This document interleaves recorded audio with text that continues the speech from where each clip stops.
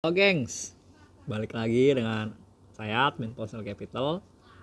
Sekarang admin akan mencoba membahas laporan keuangan dari emiten sawit. Ya, salah satunya adalah LSIP atau London Sumatera Indonesia. Rencananya untuk emiten sawit ya terkait CPO dan lain-lain akan kita bahas dua emiten, yaitu LSIP yang sekarang dan berikutnya adalah AALI. Kenapa? Karena dua emiten ini sudah rilis laporan kuartal 2-nya 2021. Jadi kita akan langsung coba membahas ya seperti apa kinerjanya. Let's go. Oke, sekarang kita sudah ada di balance sheet-nya ya. Kita lihat seperti apa balance sheet-nya. Oke, sekarang kita udah disajikan aset lancar. Jadi teman-teman, ini tips saja buat kalian yang pengen ngecek balance sheet secara cepat. Apa-apa aja, pos-pos apa aja yang harus dilihat. Itu nggak semuanya harus kalian lihat. Kalian cukup lihat akun-akun yang signifikan aja. Di aset lancar yang signifikan itu yang harus kita cek adalah kas dan setara kas, sudah pasti nomor satu. Kedua adalah persediaan ya, karena itu terkait working capital atau modal kerja. Ketiga adalah piutang ya, piutang usaha, piutang relasi. Kita cek perubahannya signifikan nggak. Oke, karena di sini balance sheet dia pakai angka kuartal 4 2020, maka ini adalah angka year to date ya, penambahan year to date. Sekarang kita cek year to date dari 1,9 triliun kas ke 2,68 triliun, artinya ada penambahan 700 miliar. Apakah ini bagus? Saya belum bisa komentar sebelum saya ngecek saldo, liability, dan cash flow-nya. Oke, tapi overall bisa dibilang ini positif karena penambahan kas dan setara kas. Oke, kalau kita lihat sekarang piutang usaha dari 168 miliar ke 113. Ada penurunan saldo, artinya piutangnya tertagih ya. Bisa jadi tertagih, bisa jadi dihapuskan gitu. Ini nggak tahu, harus dilihat notes-nya. Di sini nomor 29. Catatan atas laporan keuangan. Karena penurunannya hanya 50 miliar, maka saya anggap ini kurang signifikan untuk dibahas gitu ya. Karena cashnya aja dia triliunan gitu. Kalau ada penurunan 50 miliar ya saya skip ya untuk melihat metode notes nomor 29 ini terkait piutang. Oke. Sekarang ke persediaan. Ada peningkatan persediaan dari 364 ke 386 ya. Year to date ada kenaikan 20 miliar. Sebenarnya bisa dibilang ya seharusnya saldo persediaan itu turun ya, karena itu menandakan dia jualannya banyak gitu. Tapi nggak apa-apa kalau saldo persediaannya cenderung flat seperti ini, it's okay, tidak masalah ya, masih oke juga gitu loh.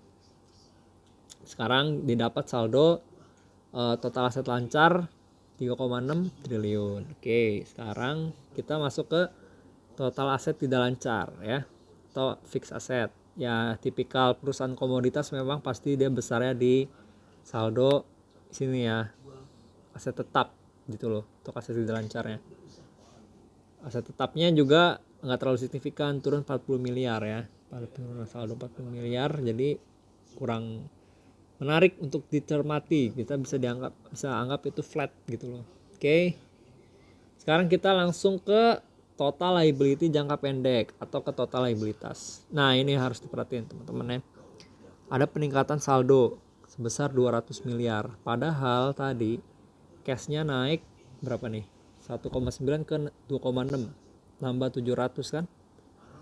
Tapi di sini liability-nya hanya naik 200 miliar. Artinya 500 miliar lainnya itu adalah dihasilkan dari operasionalnya, bukan dari utang, which is bagus. Nah, sekarang harus ditermatin.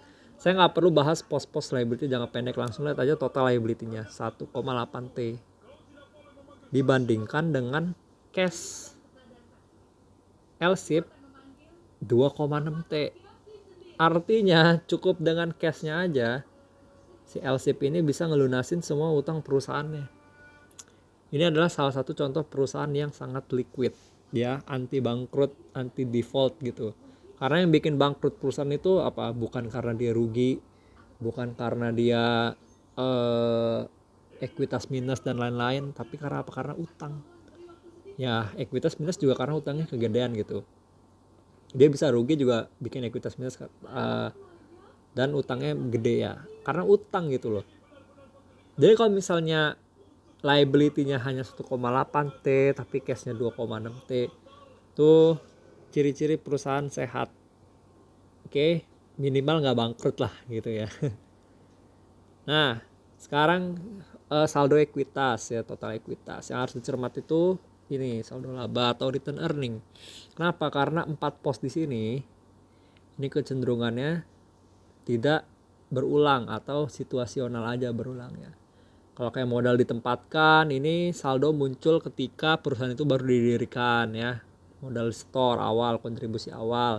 Tambahan modal di store ini adalah paid in capital. Kalau misalnya saat IPO dia ada perubahan, ada selisih harga. Atau misalnya ada right issue, saldo ini akan bertambah. Ya, terus ada saham treasury, buyback gitu kan. Ada komponen lainnya. Jadi emang ini tidak setiap tahun akun-akun ini. Jadi yang perlu dicermati hanya saldo laba. Alias return earning di sini ada perubahan dari 7,47 ke 7,98. Berarti perubahannya sekitar berapa pas 500 M ya. Kita lihat. Di sini saldo laba ini berubah jika dan hanya jika perusahaan itu membukukan laba bersih atau rugi bersih. Karena perubahan 500 M maka bisa diasumsikan perusahaan ini sampai semester 1 2021 dia laba bersihnya sekitar segini. Nah, nanti kita cek ya benar atau enggak di laporan laba rugi. Overall ekuitasnya naik 500 M sekian. Oke. Lanjut. Habis itu kita masuk ke laporan laba ruginya LSIP. Ya, biasa yang kita review pasti dari top line ya. Kalau top line-nya udah turun atau flat padahal harga CPO lagi naik gitu jelek. Tapi nggak mungkin ya. Sini top line-nya naik 600-an miliar. Sementara COGS-nya naik juga nggak terlalu signifikan gitu loh. Cuma naik 200 miliar padahal penjualannya naik 600 miliar. Berarti selisihnya adalah jadi laba bruto. Wajar aja laba brutonya naik hampir 3 kali lipat. Lihat. Dari 276 miliar ke 754 miliar. Mungkin 2,8 atau 2,7 kali ya naiknya. 270%. Bagus dong. Tapi yang paling mencenangkan lagi adalah sini. Operating income. Ini adalah laba operasional alias core-nya perusahaan untuk mencetak laba tuh dari sini ya. Jadi jangan langsung fokus ke laba bersih aja. Jadi harus itu laba perusahaan. Kalau laba perusahaan laba operasional atau laba usaha. Kalau misalnya ininya turun gitu ya berarti indikasi kurang bagus, apalagi harga CPO lagi naik kan. Nah, kenapa sih bisa tinggi banget gitu laba operasionalnya? Kalau dilihat di sini ada emang pos-pos akun yang sebagai pengurang dari laba bruto. Di sini ada penurunan signifikan dari loss rugi atas perubahan nilai wajar aset biologis. Jadi di sini adalah kerjaannya yang menilai aset biologis. Jadi emang untuk beberapa emiten yang ada aset biologisnya memang harus dilakukan penilaian ulang gitu ya. Itu agak lupa juga di PSAK atau IFRS mana. Oke, jadi laba usahanya tuh naik hampir berapa nih? 76 ke 609, mungkin 9 kali lipat kali ya. 900% tuh bagus lah. Sangat bagus malah kalau dibilang. Ya, oke, langsung ke laba bersihnya jadi 508,35 kan bener kan. Jadi emang laba bersihnya itu sekitaran 500-an miliar untuk LSIP. Jangan lihat yang kompre ya, karena di sini kita hanya melihat untuk laba bersih pemilik entitas induk gitu. Nah, ini 501. Didapat IPS 73 ya, tapi ini IPS hanya IPS sampai kuartal 2 saja. Alias 1H. Annualnya saya kayak gimana? Atau setahunnya gimana? Setahun seperti apa? Nggak tahu karena Q3 dan Q4 nya belum keluar. Tapi saya expect ya kalau mungkin IPS-nya LSIP bisa sekitar 200-an tembus. Jadi kalau misalnya IPS-nya Q4 sampai Q4 bisa segini, maka PI-nya dengan harga sekarang ya 1200 bagi 200 dong. berapa tuh? 6 kali PI-nya. Murah dong, ya kan? PI di bawah 10 tuh murah. Oke, lanjut LPS skip. Sekarang langsung pindah ke cash flow, laporan arus kas. Nah, di sini yang harus diperhatikan udah pasti dari arus kas tuh ini. Ya, ini juga diperhatikan tapi nggak krusial. Kenapa? Karena jantungnya perusahaan itu adalah arus kas operasional.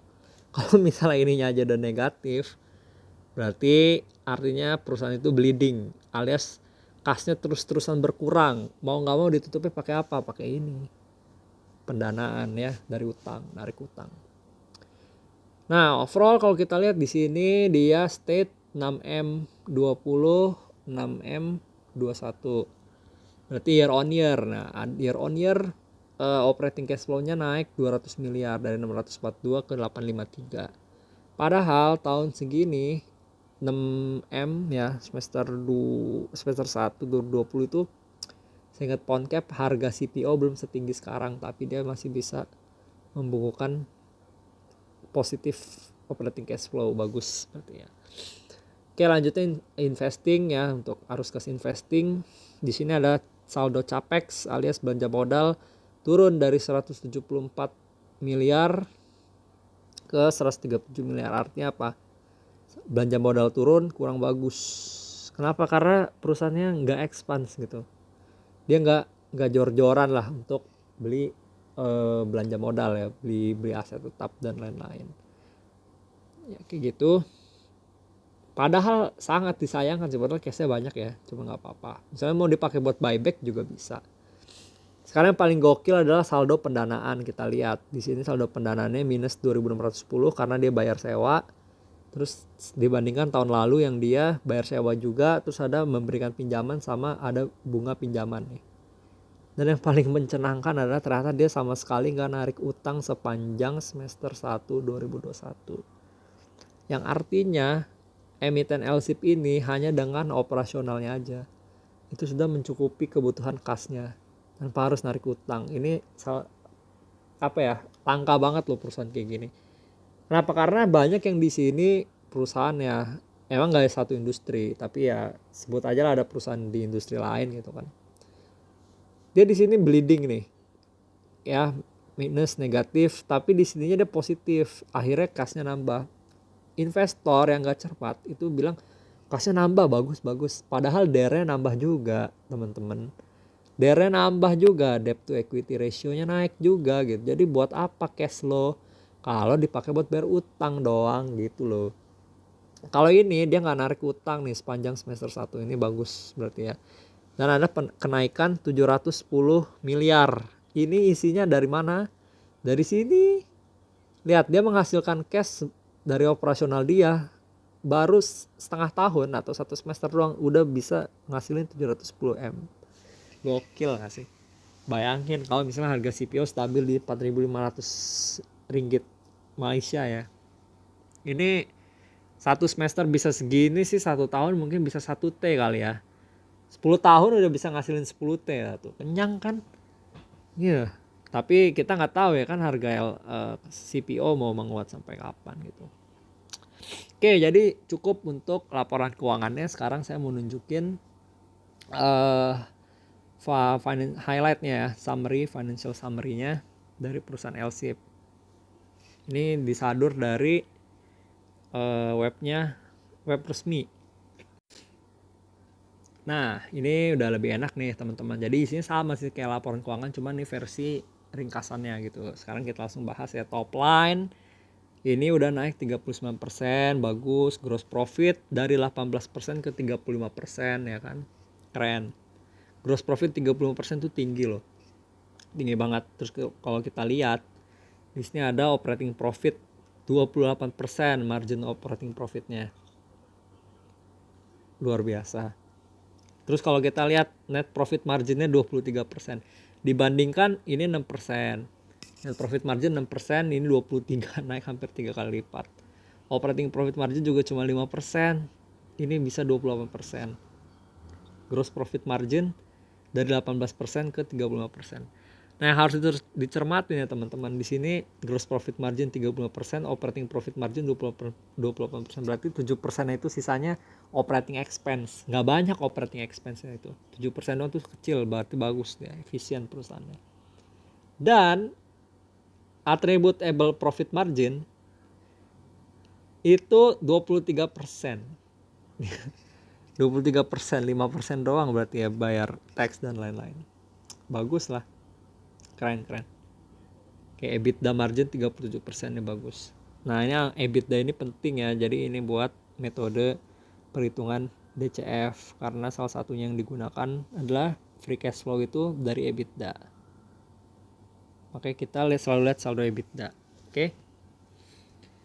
Sekarang di struktur pendapatannya atau salesnya masih bergantung kepada palm products ya, CPO, minyak, sawit dan turunannya. Tapi dibandingkan semester 1 2020 dia ada peningkatan ke sekitar 600 M. Ya wajar lah karena harga CPO-nya juga naik. Faktornya kenaikan harga CPO, volume penjualan juga naik gitu kan. Yang penting itu ya. Terus ada rubber, karet 4% ya sama ya. Oke, lanjut. Nah, sekarang yang harus dicermati itu ini teman-teman ya, sales volume. Sales volumenya. Karena percuma kalau misalnya si emiten LCP ini jualan CPO, tapi harga CPO-nya aja yang menguat, tapi volume penjualannya enggak. Ini kasusnya terjadi di saham batubara, ya.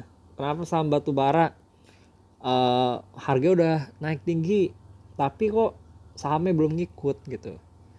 Karena penjualannya juga nggak bagus-bagus banget, teman-teman, ya. Tapi kan laba bersihnya naik bang, dia bisa karena harga batubara juga tinggi gitu.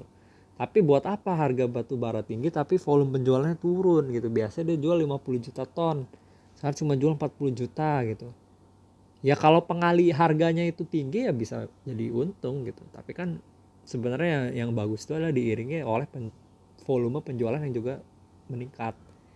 Dan L-shape ini kombinasi duet maut. Udah volume penjualan meningkat dari 157 ke 169, harga CPO-nya juga bagus. Jadi wajar aja profitability-nya semuanya stongs. Gross profit stongs, operating profit stongs, ya kan, net profit margin stongs, EBITDA stongs, EPS juga. EPS stongs bisa jadi DPS-nya atau dividennya stongs juga. Ya gitulah. Kan kayak itu penting banget. Oke ya. Jadi menurut overall upon cap LC profitability bagus karena ya dia didukung juga sama volume penjualan yang meningkat. Nah, kalau kita lihat di sini CPO productionnya memang kalau dibandingkan year on year ya, di sini kita lihat trennya 1Q 2020 ke 1Q 2021 year on year emang dia positif. Tapi untuk kuartal 2 year on year itu dia cenderung flat. Nah, kita nggak tahu nih Q3 ya sama Q4 itu bakal seperti apa. Karena kecenderungannya di sini volume produksinya ramenya di Q4, nggak tahu ya faktor cuaca atau apa gitu kan. Tapi semoga harapannya bisa bagus lagi ya volume produksinya gitu kan. Oke, sekarang ikhtisar ya. Saya udah dibahas di situ kan produksi TBS inti tumbuh 616.000 dari 610 naik 1%. Oke, terus volume penjualan. Nah, ini yang paling penting nih. Volume penjualan naik jadi 169.000 ton dari sebelumnya 157.000 ya kan. Terus peningkatan penjualan udah dibahas tadi, ini juga udah dibahas EBITDA, terus laba bersih juga udah dibahas 501 miliar ya. Oke, overall seperti itu untuk kinerja keuangannya.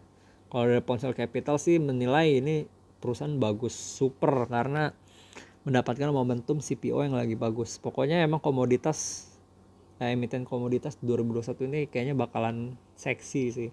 Selain batu bara ya bisa sawit ini atau mungkin minyak gitu kan, who knows. Oke, jadi seperti itu aja ya teman-teman review emiten LSIP.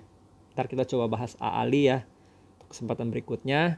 Terima kasih yang udah menyimak. Jangan lupa like, comment, dan subscribe. Oke, see you.